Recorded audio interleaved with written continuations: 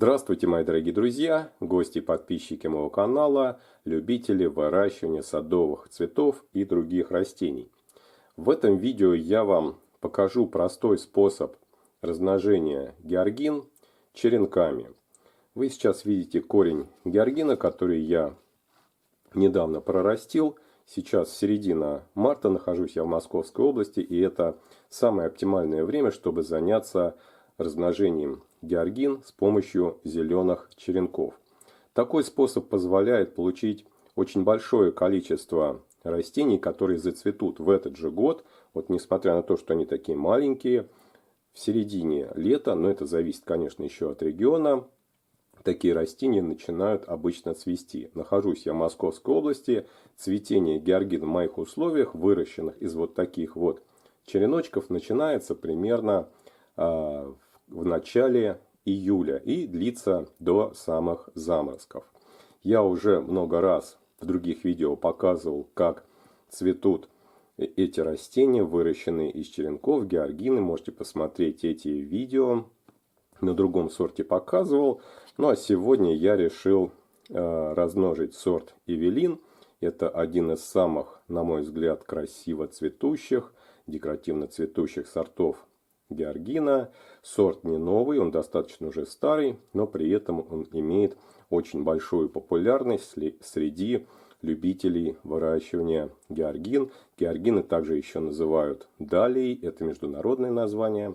Поэтому вот если вы услышите, далия и георгин — это одно и то же растение, это синонимы. Итак, что же нужно сделать для того, чтобы успешно вырастить черенки, укоренить в домашних условиях? Конечно, вам потребуется сам корень георгина. Его можно купить, либо у кого-то попросить. И его нужно вначале прорастить. Поближе сейчас вам покажу. Вот смотрите, я примерно 2 недели посадил корень в обычный цветочный горшок. Объемом примерно около 4 литров. Это зависит от размера корневища, конечно.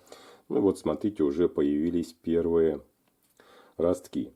Как только вот такие ростки достигнут длины более 12 сантиметров, ну, скажем так, от 10 до 15 сантиметров, вот это самое оптимальное время для того, чтобы отделить черенки и начать их укоренять в отдельных емкостях. Есть некоторые секреты укоренения, потому что у многих не получается такой процесс в домашних условиях. И тут, конечно, важна в первую очередь температура, очень важную роль играет также освещение, качество земли, и обязательно нужно применять стимуляторы корнеобразования. Ну что ж, давайте сейчас перейдем непосредственно к самому процессу. Я уже все приготовил. В качестве емкости для укоренения я использую вот такой вот обрезанный пакет от молока. Очень удобная емкость, я ее уже использую не первый год, так скажем. Подписал название сорта. Обязательно вот здесь нужно сделать прорези ножом дренажные для отвода воды. И количество грунта, ну, примерно половину нужно, около 1 литра. Вот не полностью засыпать этот горшочек, а именно наполовину. Это также очень важно, потом покажу для чего. В качестве грунта можно использовать обычную покупную землю. Можно использовать нейтральный грунт, нейтральный торф точнее. Любую абсолютно можно покупную землю. Вот землю с огорода я бы не советовал вам использовать, потому что в ней много сорняков. В общем, нужно чистый от сорняков и рыхлый, водопроницаемый и воздухопроницаемый грунт. Я приготовил такой грунт из обычной покупной земли, но добавил еще вот сюда перлита. И здесь также у меня добавлен еще кокосовый субстрат. Можно, в принципе, проращивать чисто даже на чистом кокосовом субстрате. Итак, первое, что нужно сделать, это отделить черенок от материнского растения. Это можно сделать 2 способами. Сейчас я вам поближе покажу. Это можно сделать с помощью острого ножа, аккуратно отрезав черенок от корня. Либо можно просто, если это удобно сделать, можно просто вот так его аккуратно отломить. Вот смотрите, вот такой вот получается черенок. Вот длина его примерно около 10 сантиметров. Слишком длинные, переросшие я вам не рекомендую ставить на укоренение, потому что с ними неудобно работать, и, как правило, они хуже укореняются, хуже приживаются. Вот такой размер – это самый оптимальный размер для укоренения. Черенок пока я помещу в стаканчик с водой, с небольшим количеством воды. Далее беру карандаш, можно взять ручку, можно взять просто палочку и делаю отверстие в грунте практически до самого дна. Далее беру черенок. Далее я беру корневин. Можно использовать любой другой препарат, который ускоряет корнеобразование, который используется для черенкования. Можно использовать абсолютно любой препарат. Нижнюю часть череночка вот так слегка окунаю в корневин. И черенок помещаю до первых листочков. Помещаю в землю. Вот таким вот образом. Слегка можно обжать грунт вокруг черенка. Далее, естественно, нужно хорошо полить. В воду у меня добавлено небольшое количество марганцовки, для того, чтобы сразу обеззаразить растение, застраховаться от появления всяческих корневых гнилей и болезнетворных микроорганизмов. Слегка полил грунт.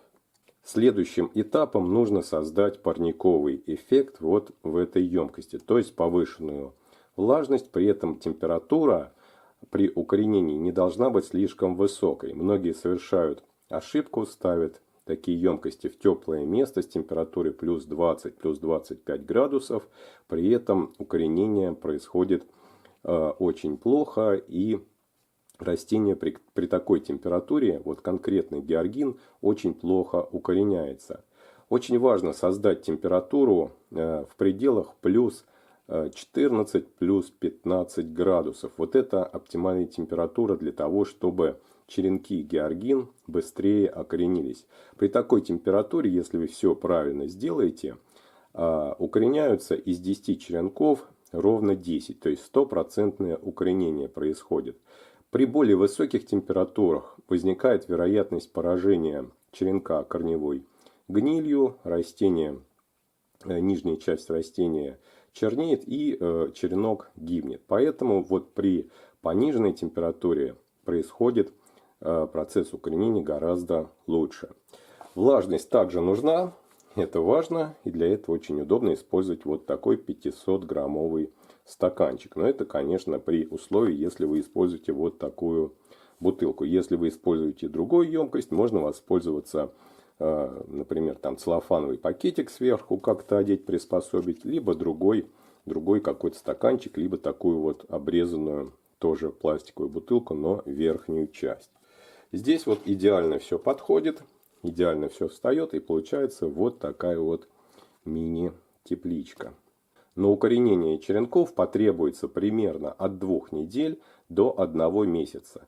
Первые корешки очень будет хорошо заметно и видно сквозь прозрачные стенки емкости. Вы сразу заметите, как только появились первые корешки, растение начинает активно расти. И это, конечно, говорит о том, что уже можно снять вот этот верхний стаканчик. До появления корешков его снимать не нужно. Регулярно нужно будет проветривать растение, опрыскивать. Если вдруг грунт потеряет влажность, я рекомендую пользоваться опрыскивателем и просто доувлажнять. Ну и 1 раз в день просто снимать вот этот вот колпачок и слегка проветривать растение. Вот сейчас, в середине марта, уже достаточно естественного освещения, поэтому растения я выращиваю эти без дополнительной подсветки, придвинув максимально их к стеклу, к окну, и там они себя чувствуют очень хорошо. Ну а момент высадки уже укоренившихся черенков в открытый грунт происходит примерно в конце мая в моих условиях, в условиях Московской области, тогда, как доминует угроза возвратных заморозков. Об этом у меня есть отдельное видео. Ну и, конечно, есть отдельное видео о том, как цветут растения, георгины, выращенные таким способом. Всем большое спасибо за просмотр. Хорошего вам цветения.